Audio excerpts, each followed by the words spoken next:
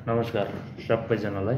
आज मलाई के लाग्छ भने मैले नबनाउँ भिडियो साथीहरूको राम्रो पनि मान्छन्, कसैले नराम्रो पनि मान्छन् हैन।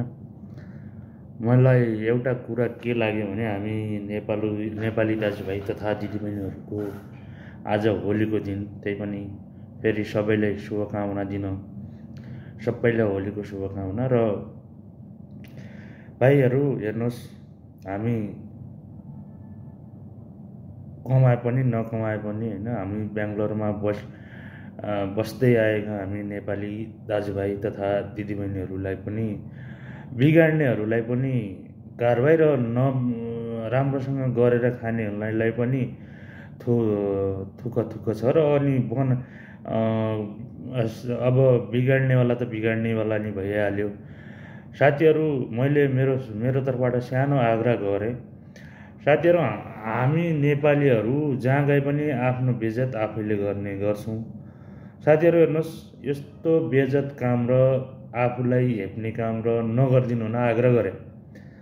र हामीहरूलाई अलि के छ भने, हामीहरूलाई अलि कसैको व्यापार छ, कसैको काम छ, कसैको जब छ, कसले परिवार साथमा लिएर बसेका हुन्छन् हैन।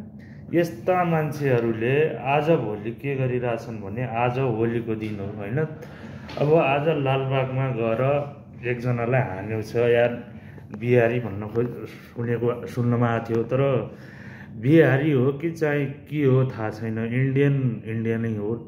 तर हामीहरू यहाँ कमाउन आएको हौँ हैन। तर हामीहरूले राम्रोसँग सतर्क भएर बस्नुपर्छ, दोस्रोको देश हो हैन।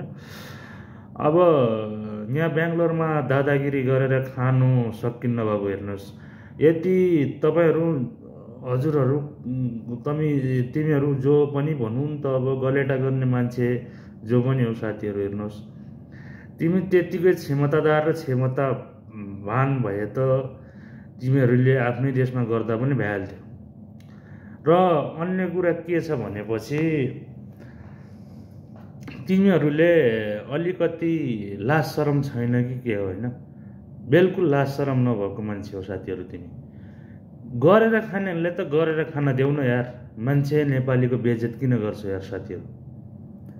भाइ, कसैले बिल्डिङको वाचमनी काम गरिरहेछ, कसैले झाडु पुछा लाछ, कसैले बाथरुम धोएर खाछ, कसैले कसैको घर पुछेर खाछ यार साथीहरू हैन। हो, होली हो, मस्ती हो, मजाक हो, त्यो आफ्नो ठाउँमा छ।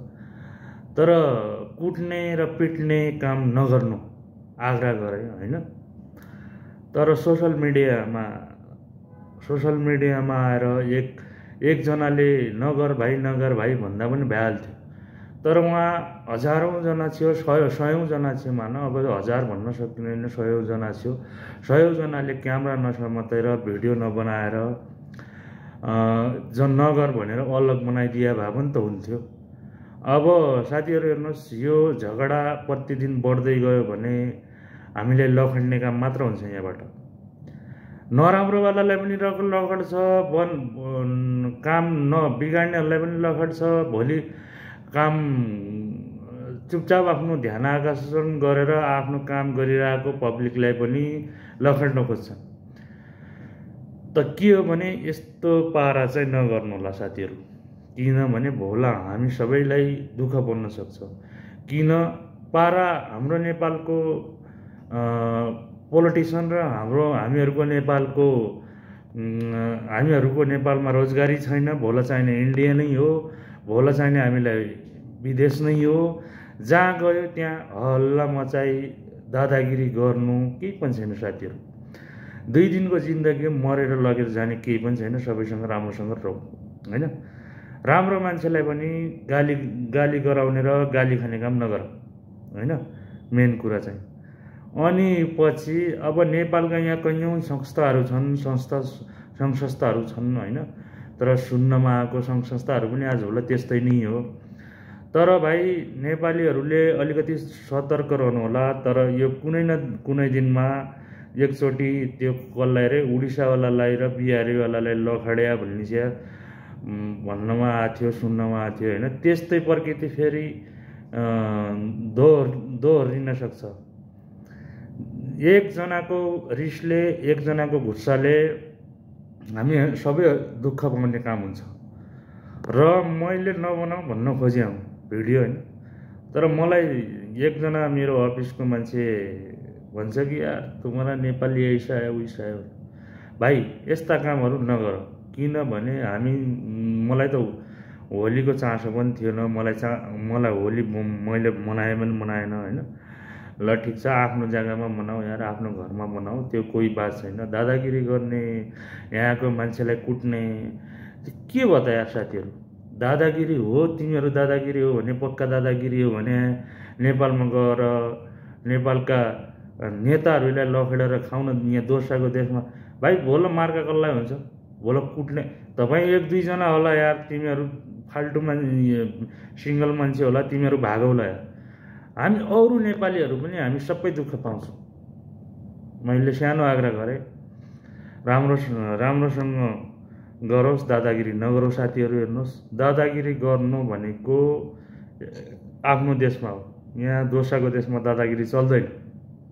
र मैले एकजना व्यक्तिलाई भने होइन है, आजका तिनीहरू गलत काम गर्नेलाई आजै होइन हर दिनमा यस्तो भइरहेको हुन्छ, प्रत्येक दिनमा यस्ता यस्ता काण्डहरू आइरहेको हुन्छन्। तर यो काम चाहिँ नगर्नु मैले आग्रह गरेँ।